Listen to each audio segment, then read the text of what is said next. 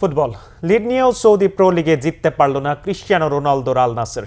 রিয়াদে আল শাবাবের সাথে 2-2 গোলে ড্র হয় ম্যাচটি। ম্যাচের 44 মিনিটে এগিয়ে যায় আল শাবাব।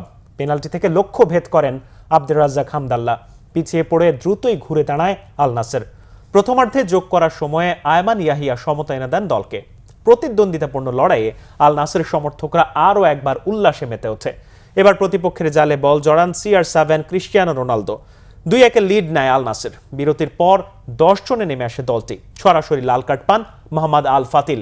67 মিনিটে মোহাম্মদ আল শোয়েরেক কর্নার থেকে হেডে আল নাসেরের গোলরক্ষককে পরাস্ত করেন। সমতা আনে আল শাবাব। 2-2 এই ম্যাচটি শেষ হয়। পয়েন্ট ভাগাভাগি করে নেয় দুদল। এই ম্যাচে ক্যারিয়ারের 926তম গোলটি করেন রোনালদো। চলতি মৌসুমে আল নাসেরের হয়ে 31 ম্যাচ খেলে 26 গোল করার পাশাপাশি 4 অ্যাসিস্ট করেছেন তিনি। কিন্তু পর্তুগিজ তারকা ছন্দে থাকলেও সৌদি প্রো লিগে সময়টা ভালো যাচ্ছে না আল নাসেরের। 24 ম্যাচে 48 পয়েন্ট নিয়ে টেবিলের 4-এ আছে দলটি। শীর্ষে থাকা আল ইতিহাদের সাথে পয়েন্ট ব্যবধান 10। ফলে এ মৌসুমেও শিরোপার আশা এক প্রকার শেষ রোনালদোদের। টেবিলের 7-এ অবস্থান আল শাবাবের।